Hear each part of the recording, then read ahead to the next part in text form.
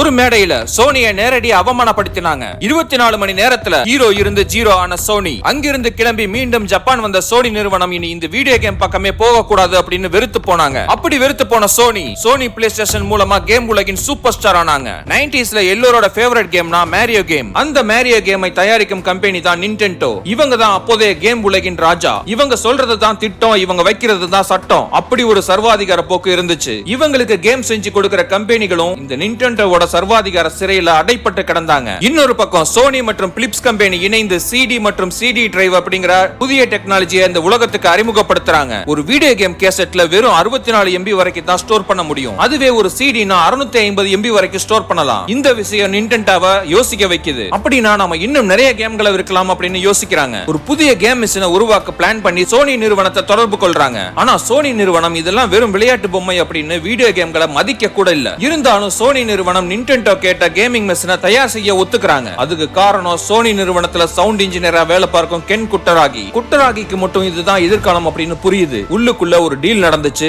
Nintendo மற்றும் Sony கூட்டணி உருவாச்சு. இவங்க ரெண்டு பேரும் சேர்ந்து உருவாக்கிய அந்த கேமிங் மிஷினோட செல்ல பேரு தான் பிளே ஸ்டேஷன். அந்த கேமிங் மிஷினை வெளியிடும் நாள் வந்துச்சு. ஜூன் 1991 சிகாகோ நகரம் அமெரிக்காவே திருவிழா கோலத்துல இருக்கு. சம்மர் சிஎஸ் அதாவது கன்சியூமர் எலக்ட்ரானிக்ஸ் ஷோ மாநாடு நடந்துகிட்டு இருந்துச்சு. உலகமே உற்று பார்க்கும் எலக்ட்ரானிக்ஸ் உலகின் மிகப்பெரிய சென்டர் ஸ்டேஜ் அது. மேடையில கம்பீரமா ஏறாரு சோனி அதிகாரி. நாங்களும் கேம் உலகின் ராஜா நிண்டெண்டோவும் இணைந்து உருவாக்கியதுதான் பிளே ஸ்டேஷன் அப்படின்னு சொன்னதுதான் தாமதம். எல்லோரும் எந்திரிச்சு கை தட்டுறாங்க. பத்திரிகையில இத பத்தி தலைப்பு செய்தியா வருது. அடுத்த நாள் அதே விழாவுல அதே மேடையில நிண்டெண்டோ அதிகாரி ஹோவர்ட் லிங்கன் மைக்க பிடிக்கிறாரு. நாங்க சோனியை கலட்டி விட்டுட்டோம். எங்களோட அடுத்த சிடி மிஷினை பிலிப்ஸ் கூட சேர்ந்து ரெடி பண்ண போறோம் அப்படின்னு அறிவிக்கிறாரு. உலகமே நிசப்தமாகுது. முன்வரிசையில உட்கார்ந்து இருக்கிற சோனி நிறுவன ஊழியர்களுக்கு ஒண்ணுமே புரியல. ஏன் இப்படி நிண்டெண்டோ நிறுவனம் தங்களை அவமானப்படுத்தியது அப்படின்னு கூட அவங்களுக்கு தெரியல. எல்லோரும் சோனி ஊழியர்கள் பக்கம் கேமரா திருப்பி அவங்களோட முக பாவனைகளை படமாக்குறாங்க. ஒருத்தர் உலக மேடையில வச்சு தங்களை அவமானப்படுத்துறப்ப எவ்வளவு நேரம் தான் முகத்தை நார்மலா வச்சிருக்க முடியும்? இப்படி கேன்சல் ஆன பிளே ஸ்டேஷன் மீண்டும் உருவாக ஆரம்பிச்சது. அந்த ஒரு துரோகம் இல்லனா